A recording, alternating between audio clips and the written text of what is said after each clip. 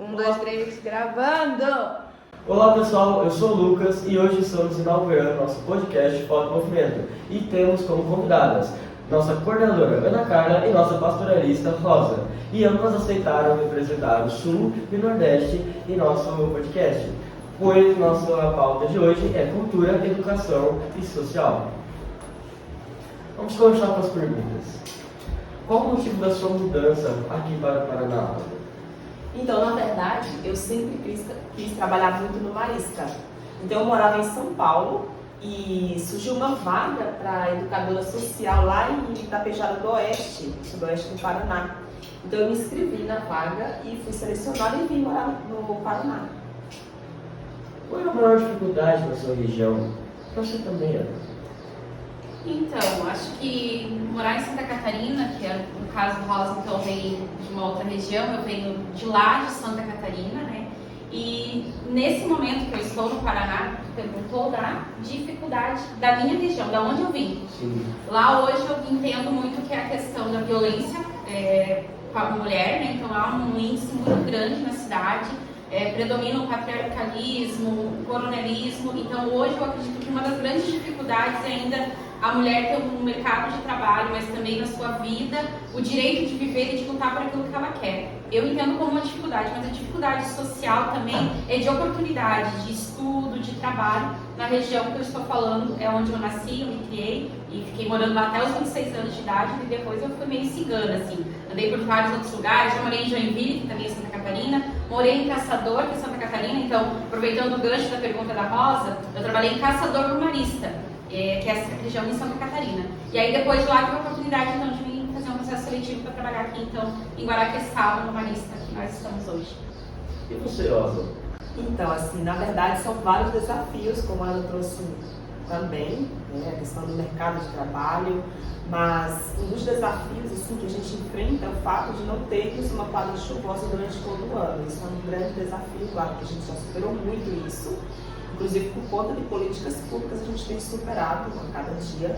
Mas assim, um dos maiores desafios em relação a essa questão da água que eu passei quando eu morava no Nordeste, acho que há uns 30 anos inclusive, era exatamente a gente ter que sair mais de 6 quilômetros para ir buscar água. Então nós íamos buscar água de lá, na cabaça, né?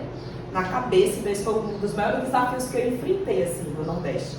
Mas é uma coisa que a gente tem superado, como eu falei anteriormente, por conta das políticas públicas. Então hoje todas as famílias do Nordeste têm sua cisterna em sua casa. A gente já diz, inclusive, que faz parte assim, da arquitetura da casa, a cisterna, né? Então, com isso, a gente não precisa mais ir buscar água tão longe. Então, os grandes desafios é esse. Existe alguma região no Nordeste que não tem aqui no Sul, ou vice-versa? Se sim, quais? Então, no Nordeste, na verdade, existem várias manifestações religiosas de matrizes africanas. Nós temos ainda a Umbanda, que inclusive assim, podemos dizer que nasce ali do candomblé. O candomblé também é uma manifestação religiosa que existem também no Nordeste. Existem outras também, mas assim, eu trago as duas principais, né, que existem assim, no Nordeste, mas existem outras, né? E que as pessoas têm caminhado muito nessa perspectiva de abertura, sabe? De acolher as religiões, de conviver com as religiões, inclusive de fazer momentos ecumênicos com todas as pessoas que participam de outras religiões. Quais as brincadeiras típicas que vocês brincavam quando eram crianças?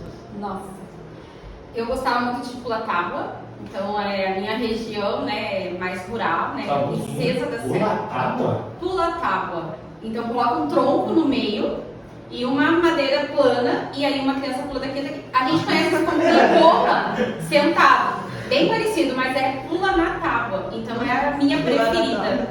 Então a gente colocava um tronco de uma árvore no centro, Lucas, e aí é uma tábua reta, tipo uma prancha. E aí uma pula aqui, outra pula aqui e vai. Quem pula mais alto já joga a outra mais alto, né? Então é muito legal. Eu sinto muita falta disso, mas eu também brincava de bolinha de gude. A gente chama de bulica. Na minha terra é bulica. Então eu sei muito, eu ganhava muita bulica diferente, muita bolinha colorida diferente naquela época. E os meus irmãos eram os campeões no bairro de potes de bulica. E eu superei eles. Então, aprendi tanto em casa que na rua, quando a minha mãe deixava, eu ia pra jogar bulica e eu ganhava muito lá na Bila. Ah, você vai falar. Então, assim, na minha região, assim, várias brincadeiras também tem, tinha inclusive bolinha de gude, só que nós aproveitávamos o tempo ali do caju, é uma fruta também bem típica do Nordeste, então nós aproveitávamos ali aquele tempo para brincar de castanha, com a castanha. A gente pegava as castanhas e ficava jogando com suas bolinhas de gude. Que legal! E aí a gente tinha uma brincadeira que a gente chamava de trisca. Então a gente jogava no canto e aí quem triscasse levava todas as castanhas. Então a gente ia juntando as castanhas e depois a gente passava e comia. Era uma brincadeira assim bem... Mas duas brincadeiras assim me marcaram assim bem profundamente. Uma foi a questão do carro. A gente não tinha carro, né? Não tinha nem moto naquela época, tinha bicicleta. Quem tinha era rico, tinha bicicleta, né? Então nós pegávamos uma madeira, fazíamos um carro e a gente pegava nas descidas e ia descendo. Meu Deus, gente quebrou Carrinho de corrimão? Tipo carrinho de corrimão. Gente quebrou perna, gente tinha um carrinho de corrimão. E a outra brincadeira que, assim, pra mim marcou muito, eu nasci numa comunidade que não tinha energia na época. A energia chegou lá há uns 20 anos, eu acho, um pouco mais, menos de 20 anos. Então nós pegávamos aqueles gravetos assim, de canafistra, uma planta também tipo do Nordeste, a gente chamava de garrancho, né?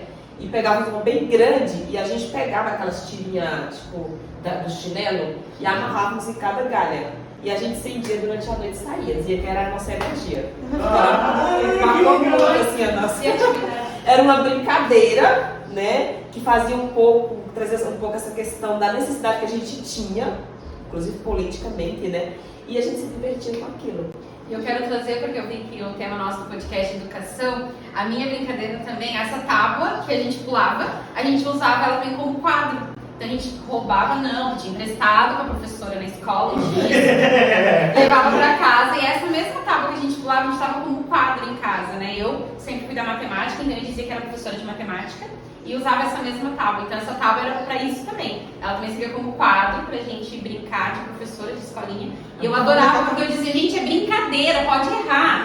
Eu dizia isso, entendendo então que às vezes aquilo que a gente aprendia na escola e que minhas colegas da rua tinham dificuldade de uma soma ou diminuição, enfim, uma fração, eu fazia brincando ali e a gente depois pegava a tábua e ia brincar na mesma tábua. Então, a hora que a Rosa começou a falar assim de a gente ser criativo com aquilo que tem, né? Então, acho que na infância, assim, eu acho que a Rosa também foi feliz nesse sentido de, mesmo com as dificuldades de não ter acesso, eu não tive acesso à bicicleta na minha idade, né? Então, meus pais não podiam ter uma bicicleta, né? Também veio de uma família que não teve carro, então a gente não tinha uma bike, né? E eu cheguei em Morabestado, todo mundo quase tem bicicleta, né? Mas então vocês entendem que em 1990, então que é a minha infância, na minha casa ninguém nem tinha uma bike. Então eu compreendo que a gente tinha que reinventar as nossas brincadeiras, as nossas jeitos de se locomover, de brincar. Quando apareceu agora na doação aquelas latinhas pra gente pisar em cima, também era uma brincadeira minha. Fazia com os leite em pó, que a mãe ganhava de alguém as latas, porque a gente não tinha leite em pó em casa. E aí a gente brincava com aquilo pra se locomover na rua e tal. Depois veio a perna de pau e tal, mas era essa brincadeira. Antes de dar continuidade, dá uma pausa só de um minuto para parar. Água, pode tomar. Ah, obrigada. Não sei se é isso. Fala pouco, né? Não, obrigada. E se eles preparam para a próxima pergunta. Quais as lendas urbanas que vocês mais escutavam quando eram crianças? Nossa, na minha região tem uma lenda gigantesca, assim, mas eu vou trazer ela mais simplificada. Dizem, vou começar de trás para frente, que as minhas histórias são de trás para frente. Dizem que hoje na Catedral Diocesana da cidade de Lages, se nós retirarmos a Santa, que é a Nossa Senhora dos Prazeres, da onde ela está, vai surgir na cidade uma grande inundação, uma enchente que vai colocar a cidade abaixo. Isso que é na Serra, né? Lages fica a Serra do estado de Santa Catarina. E aí, por que essa lenda? Porque diz então que uma mulher, há muito tempo atrás, precisou abortar e jogou num tanque. Esse tanque é um parque que tem lá hoje. Nesse tanque tinha peixes, antigamente as mulheres lavavam roupa. E se for jogada numa criança, ela se transformou numa cobra. Essa é a lenda que diz que a cabeça da cobra está lá no pé da santa. Se a gente remover a santa de lá, vai acontecer enchente. Então, é uma lenda que é contada nas crianças já nas creches, na cidade toda. Tem historiador que já falou, foi desenhado isso hoje, tem desenhos na cidade dessa lenda. E assim, põe muito medo. Mas eu sei que na Ilha da Magia, que é a capital em Santa Catarina, tem muitas lendas de bruxa, das mulheres. Então assim, há uma diversidade de lendas na região sul, também contadas, principalmente no tempo pascal. Então, né, nós estamos bastante ligados aí com o pastoral do boitatá, né, da mula sem cabeça. Então às vezes é contado e dizendo assim, ó, mas era o pai de não sei quem. Foi no sítio do senhor, não sei o que. Parece assim, e depois você vê que aquela lenda, que às vezes não é uma lenda, é uma questão folclórica, ela não está naquela região, ela já veio de outra região e recontada. Uma característica muito da região é a questão da prosa, então há muita conversa ao pé do fogão a lenha, e isso vai se transformando às vezes em lenda, em histórias, que é passado de geração para geração. Então, nos invernos, Rosa se senta, ela falou da castanha, né? Se senta para comer o pinhão na chapa. E aí é contada e recontada essa lenda, às vezes já com outros elementos e outros personagens. Então há muitas lendas, assim, mas essa da serpente do tanque, se a gente colocar no Google, serpente do tanque, Lages, vai ter a lenda lá pra gente ver o que acontece.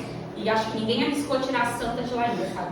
Medo que a serpente, né, venha e a água inunde a cidade. Você contando essa história, tento imaginar a visão de uma criança que escutou, tem a primeira coisa, tipo assim, choveu muito forte na cidade, que tá largando um pedacinho.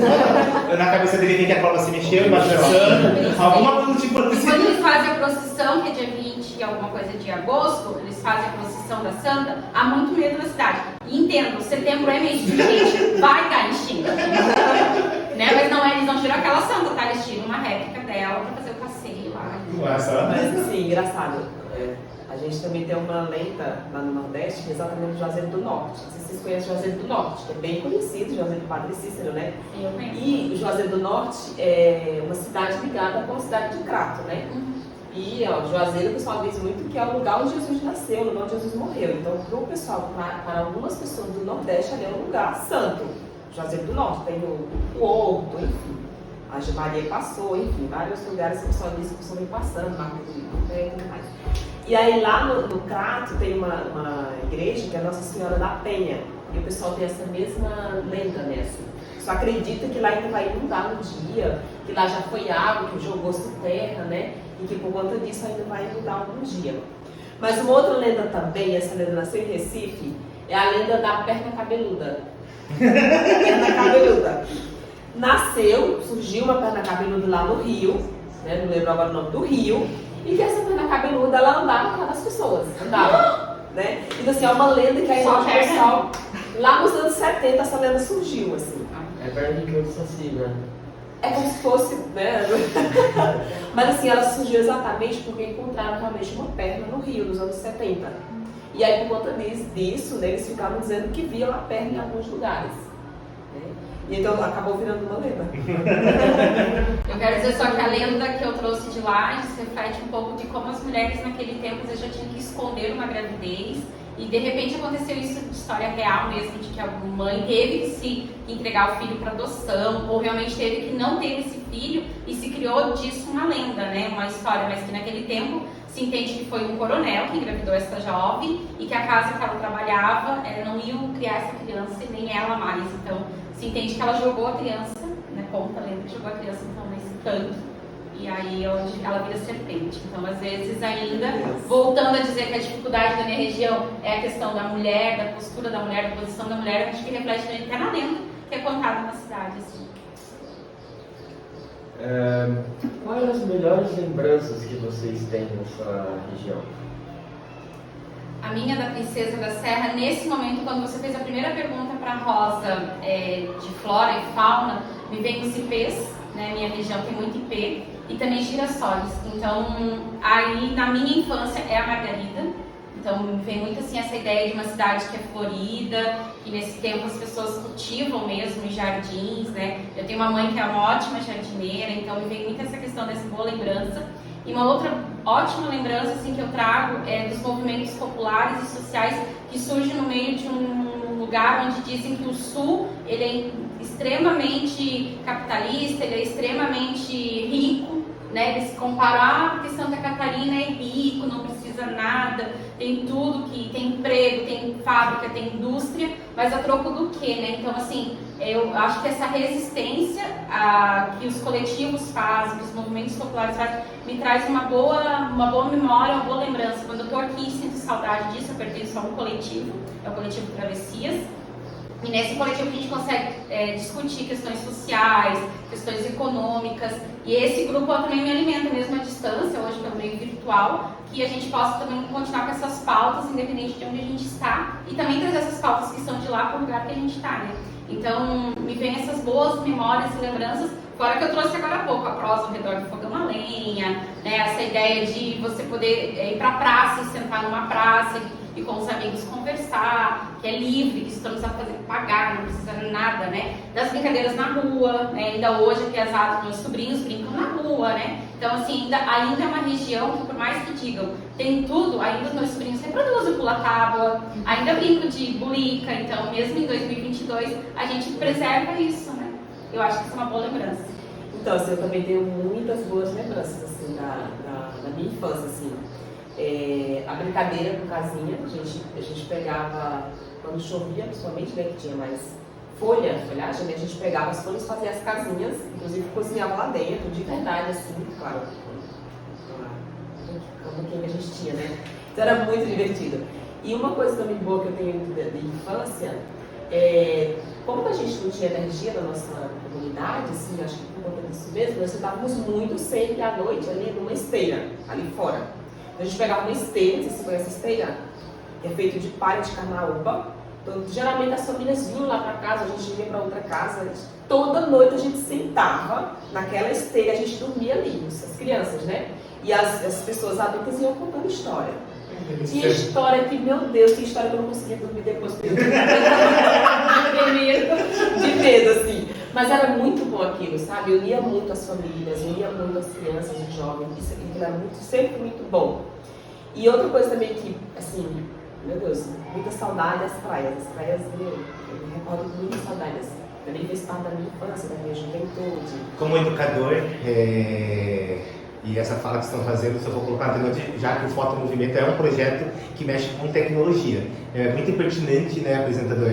Elas falarem remeter essas infâncias, essas memórias de infância, acabei de pensar isso agora, porque a falta de luz, a falta de oportunidade, a falta de tecnologia, a criatividade para criar as mais artimanhas brincadeiras, para aproximar a família contando história, a falta de, na verdade, é o que supria tudo o que faltava. Hoje nós temos muito fácil na palma da mão as informações chegarem ali, mas aí agora falta esse aconchego, né? Essa outro contratempo.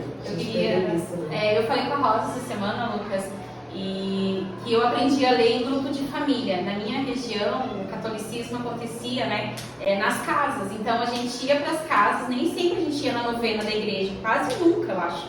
Mas eu, com 5, 6 anos, eu ia e pegava o livrinho da novena e eu às vezes eu lia só uma palavra, porque eu ainda não tinha ido para a escola, né? Eu fui para a escola com 5 anos. Então ali eles tinham paciência de me entregar o livrinho e começar a ler ali. Então, assim, eu lembro das novenas de Natal, e aí eu só sabia que a palavra Natal, eu tinha gravado a palavra Natal. Não é que eu sabia ler Natal, como a gente sabe que tem que ter uma leitura do N, do A. Então, eu adorava que chegava o Natal e dizia, agora eu posso participar, porque eu já sei ler.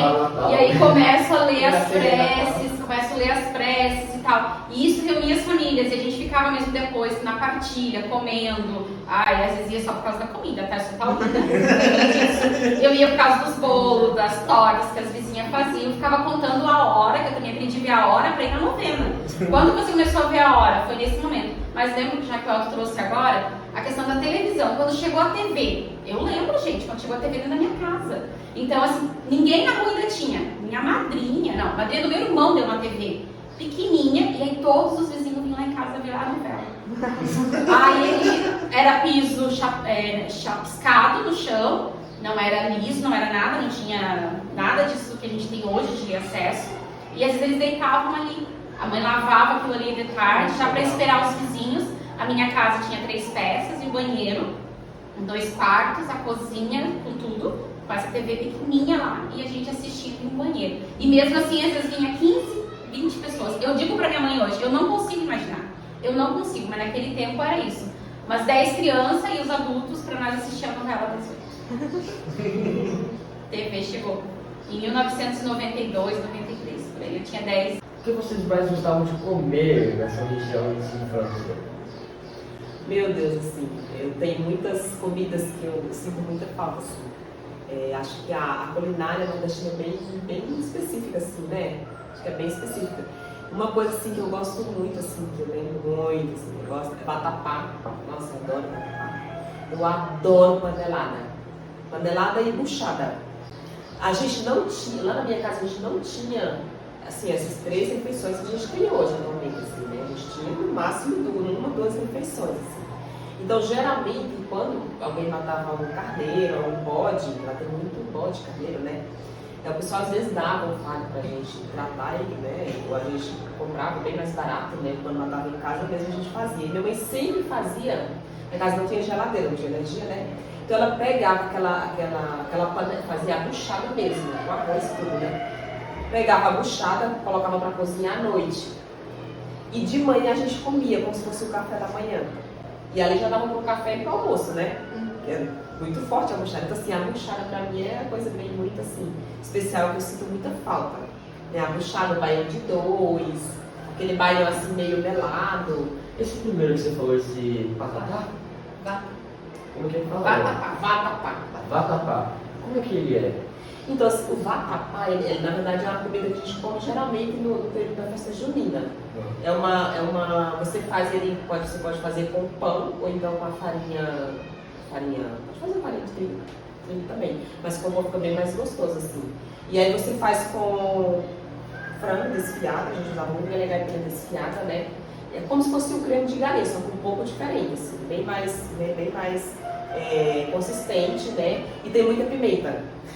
Tem muita pimenta. Mas é muito gostoso o vatapá. Eu particularmente gosto muito. E a carne de, meu Deus, o carneiro assado. Uma das coisas que você falou no Nordeste, você e eles, eu sou apaixonado pelo caju, fiquei apaixonado pela história que você falou no começo. E como é difícil o acesso, né? Se eu estivesse no Nordeste, era muito fácil eu matar a vontade de comer o caju o tempo que eu quero. Já estando no Sul, além de ser absolutamente muito caro para consumir, porque você disse que não é a época ou não é a época, é uma coisa que não é acessível. Mas se você vai para o Nordeste, você... E de fruta do Nordeste, que eu, meu Deus, eu sinto muita falta. A ata. Só que a ata lá da mesma família da Condessa. Condessa que é a fruta do conde, né? Se você for a fruta do conde, é chamada Condessa, né? A ata é muito gostosa, muito doce. Nossa, eu nunca mais vi a ata assim. Então, assim, o umbu também, o umbu é uma planta nativa de lá. Você conhece siriguela? Tipo siriguela. Só que é verdinho, assim, ele fica amarelinho. E é uma planta nativa, então todo ano, no mês de janeiro, tem muito. Então você vai lá nos pés e você pega balde de umbu. E a gente fica ali sentando, a gente senta conversando e comendo umbu, chupando umbu.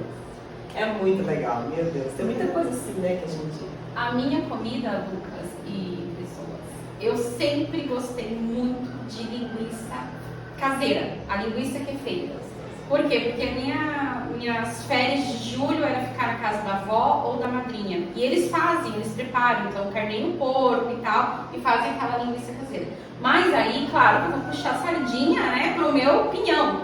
Então, o pinhão, né, que tem no Paraná, que é delicioso, o pinhão do Paraná, mas é nas araucárias da Serra Catarinense, da onde eu me criei, a gente faz muito a paçoca de pinhão e também faz o entrevero de pinhão. Então a gente pega e mistura todas as carnes, tem que ter linguiça, detalhe é esse.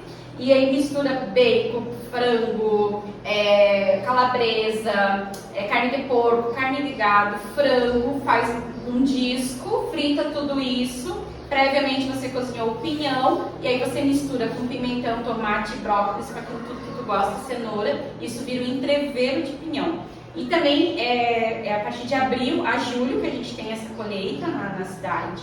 E também é permitido por lei. Mas também a gente sabe que a resistência da araucária, porque era uma árvore muito utilizada para fazer casas, para exploração também, né? As grandes empresas então invadiram tanto o Paraná quanto Santa Catarina para explorar essas árvores. Então a gente hoje sabe que a colheita é bem menor e ela é super cara, né? Esse último ano estava R$10 o quilo do pinhão. Aqui para nós acaba chegando até mais caro. E sabendo que é aqui nessa região que a gente tem os pinheiros, né? Também é uma resistência a comer esse fruto também. Da forma que ele nasce, numa pinha, né? E às vezes é a araucária, que é a gralha azul, que leva, que planta, que faz todo um processo para que a gente permaneça tendo esse fruto, que ela demora muito tempo, acho que é mais de 20 anos, para dar a primeira pinha e você poder comer esse fruto, né? E das refeições, quando a Rosa me traz, eu gosto muito da fruta acerola, mas é aquela lembrança mesmo de infância, né? Tia da minha mãe, que na casa dela tem pés de acerola, então você vai lá e se delicia ali, já embaixo do pé. Então são coisas que... E ela mora em Florianópolis, uma região super quente. Então, assim, são lembranças muito boas da alimentação. E a gente sabe que nem todo mundo tem acesso a isso, exatamente por aquilo que a gente falou, né? Que às vezes não chega, né? O Elton ali falando da vontade de comer, às vezes não chega pra gente de uma forma tão acessível. A gente parece que é lindo a gente falando da fartura que a gente teve acesso, mas a gente sabe das mudanças que teve, do cuidado, da preservação, da exploração, do consumo não consciente, da não replantação, reflorestamento desses lugares, para que continuasse tendo esses frutos saudáveis e bons aí de acesso a todos e todas. Se quiserem ficar falando alguma coisinha, fique à vontade. Eu acho que queria chamar um pouco para o próprio projeto, assim mesmo. Acho que é grandiosidade, mas tem um podcast onde a gente possa estar falando e possa estar explorando também as pessoas que estão ao nosso redor, né? A educação é coletiva, às vezes eu e a Rosa estamos ali, não estamos diretamente dos educandos, não estamos diretamente dos projetos, mas a gente de alguma forma poder contar quem somos, acho que aproxima a comunidade educativa da gente, aproxima os educandos daquilo que a gente propõe. Então, acho que a iniciativa de ter um podcast com o que a gente tem, né? Olha, a criatividade que o irmão Panini tem dentro do projeto Foto Movimento para trazer aquilo que é possível. Então, eu fico feliz por ter sido o primeiro e ter sido com a Rosa, né? Eu acho que para também deixar bem claro, né, que existe, o Sul é meu país, eu sou contra esse movimento, né? Eu acho que um país com essa diversidade, com tudo que a Rosa trouxe, que faz sentido para o Sul existir, né? Há grandes lutas que aconteceram no Nordeste que dão oportunidade para que o Sul tenha os seus movimentos, tenha as suas potencialidades, tenha as suas lutas. E eu acredito assim, há muito que aquilo que fala de rivalidade do Norte, do Nordeste, para o Sul, dizer que o Sul é perfeito, nós que estamos no Sul agora, né, a gente sabe das fragilidades, das vulnerabilidades, de famílias que também ainda hoje não têm luz. A Rosa está trazendo do Nordeste, mas a gente sabe que no Sul também tem famílias que não têm luz. E às vezes é colocado nas mídias, as fake news, e aí aproveitar o podcast para trazer realidades do cotidiano de pessoas próximas a vocês. Né? Às vezes a gente podia estar entrevistando aqui alguém online que é esperto, né, que representa Santa Catarina, que representa o Rio Grande do Sul e o Paraná, mas ao mesmo tempo estão trazendo pessoas que estão perto de vocês que podem contribuir, né? Eu acho que essa troca pode ir para além, podem chamar nós nos projetos para algumas outras perguntas ou dúvidas, né? A gente fica um pouco nervoso quando está aqui sendo entrevistado e nervosa, mas é bem importante a gente também ir ensaiando isso, porque a gente tem que saber contar a nossa história. E eu fico bem curiosa de um dia vocês estarem sentados aqui e a gente também está trazendo perguntas para conhecer melhor vocês, né? Rosa. Então, assim, acho que antes de mais nada parabenizar assim, pelo projeto. Acho que é bem assertiva assim, essa proposta. É uma oportunidade, inclusive, da gente conhecer outras regiões, conhecer a história de outras pessoas, acho que vocês precisam convidar outras pessoas também. Vai ter muito Para mais, podcast, né? Assim, também me sinto bem lisonjeada assim, de estar participando com a Ana desse primeiro podcast, assim, né? Dizer assim que eu particularmente sou muito feliz de ter sempre essa oportunidade de conhecer outros lugares. Eu acho que vocês também precisam conhecer outros lugares. Acho que não só a região Nordeste, mas a região Norte, Sudeste, a gente precisa conhecer o Brasil. E assim, eu sempre trouxe assim, para a minha vida, como projeto de vida, antes de conhecer qualquer outro país, eu preciso conhecer o Brasil. E eu tenho feito muito esse esforço assim, de conhecer o Brasil. Assim, eu conheço a região Nordeste, de modo geral, quase todos os estados, um pouco do Sudeste, um pouco do Centro-Oeste, um pouco do Norte também. E eu acho que vocês também precisam conhecer essa diversidade que é o Brasil, que temos no Brasil, né? E valorizar isso, assim como a Ana falou anteriormente. Sem pensar em divisão, assim, mas sempre em união. Acho que essa união, essa diversidade que nos torna tão rico, né? Assim, que torna um país tão rico que é o Brasil. E assim também para dizer, a gente trouxe um pouco aqui Claro que bem resumidamente um pouco a história do Nordeste, né? E aí a gente trouxe, claro, vários desafios também, coisas boas que a gente venceu lá, mas para dizer assim que, infelizmente, durante muito tempo, a mídia brasileira, ela construiu uma imagem estereotipada do Nordeste. Infelizmente, o Nordeste é visto por, acho que a maior parte, a maioria das regiões, como uma região que não chove, né, que não tem água, que as plantas não crescem, né? Mas imagine se não tivesse água, como é que essas plantas sobreviveriam. Então tem água de alguma forma no subsolo, tem água de alguma forma. E, assim, é uma região que as pessoas não estão muito, assim. E as pessoas tiram um dia para sentar na biblioteca estudando, porque elas sabem que vai valer a pena, elas sabem que ali vai fazer a diferença na vida delas. Isso é muito importante, assim. Então, assim, acho que antes da gente, às vezes, até dizer alguma coisa com outra região, conhecer também, né, as regiões. Não só para isso, mas também para o nosso próprio enriquecimento. Eu acho que o fato de eu ter saído lá do Nordeste e vir para o Sul e Sudeste, me enriqueceu muito, assim. E aí, sempre que eu volto no Nordeste, eu levo coisas novas aqui do Sul e do Sudeste. Então, isso eu quero também para vocês. Que vocês conheçam o Brasil, que explorem o Brasil e que a gente cresça sempre mais nessa perspectiva da união e do desenvolvimento social. Eu queria agradecer em nome do projeto.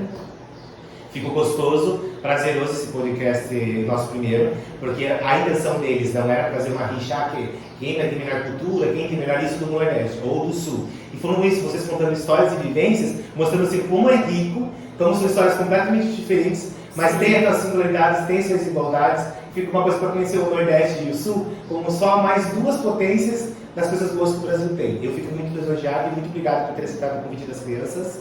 Tá? Calma que o ano que vem vai ter muito mais, né, apresentador? A gente vai fazer mais entrevistas, tá? Eu quero fazer uma pergunta final. Qual a sua comida preferida? Ah, cara. Pizza, né, cara?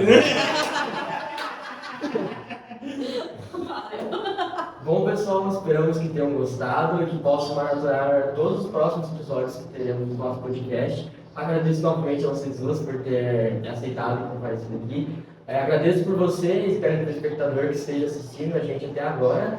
E agradeço a nossa equipe que está aqui hoje nos ajudando. É isso. Curte, compartilha, se inscreva e acompanhe nossos próximos vídeos. Até!